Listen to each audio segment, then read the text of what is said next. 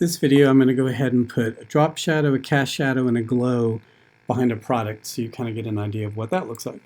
So I'm going to move my dog up a little bit, and I'm going to decide that what I really want to have happen here is this whole thing make a transition from my blend into, let's just say, a yellow bar across the bottom. And I decide that that yellow is way too shocking, so I'm going to double click on it in the swatch palette, and I'm either going to add a little bit of magenta, so it makes it kind of more a pale yellow orange, which is happier than just the pure yellow. Or what I think I'm actually going to do is I want it to be a lot lighter. So I'm going to do something a bit more like this. I don't want it to stand out too much or command too much attention. So here's this bar I've put. It's probably a little bit too thick, so I'm going to just go back and grab it and stretch it unproportionally. And then I'm going to slide the dog down, and since it's actually underneath, my new yellow box is actually on top of it, he'll actually slide nicely underneath it to make sure that he actually runs into it. I'm going to go up to File and I'm going to pull down a place, and I'm going to go ahead and grab this bag.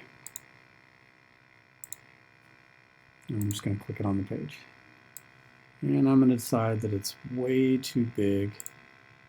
So I'm going to come on up here with this chain thing set on it, and I'm going to say 50% by 50%. It's probably still a little bit too big, but maybe this will help you to be able to see these better. So I'm going to put one copy of it down here. Yeah, it's definitely too big. So I'm going to put it kind of half on the bar, half on the picture in the background, because we're trying to kind of build some three-dimensionality to this thing by having things overlap. That helps link the things together so your eye keeps moving on them. And I'm going to make multiple copies, or I could have just gone back to File and placed that 3 times. One thing I'm going to do on this first one, I'm going to click on the bag that I've cut out in Photoshop, go to Object, Effect, Drop Shadow. I can take a look at the color that popped up as long as this preview button is clicked. I could decide that I want the distance to be greater or smaller. I could increase the size, which changes the fuzziness, and let's just say I like that. I like it, but maybe it's a little bit too dark.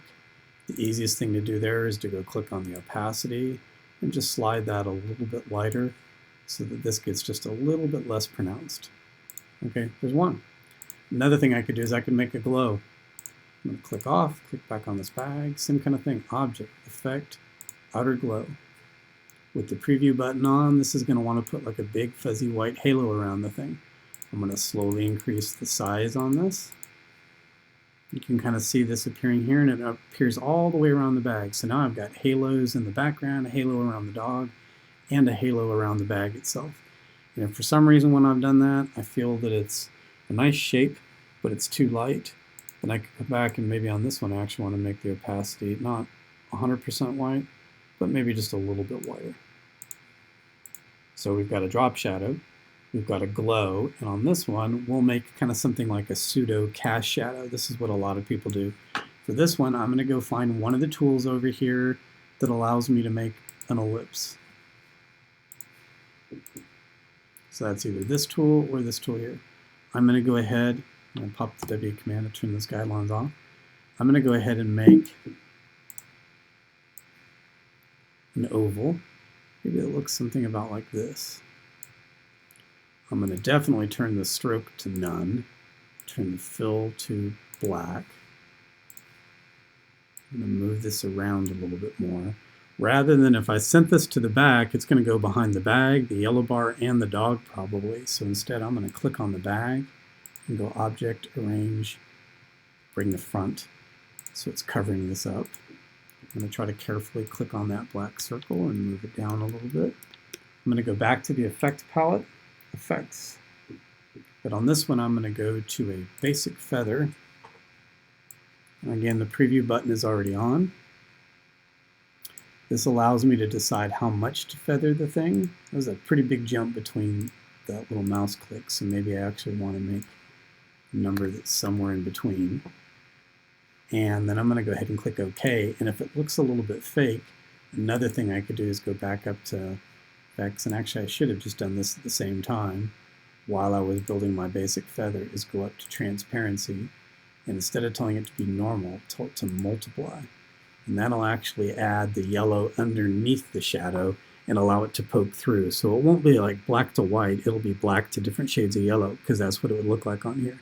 And if for some reason, oh, I like the shape of that and I like what it's doing there, compared to when this was set normal, which was just way too gray. But now I'm thinking it's too dark.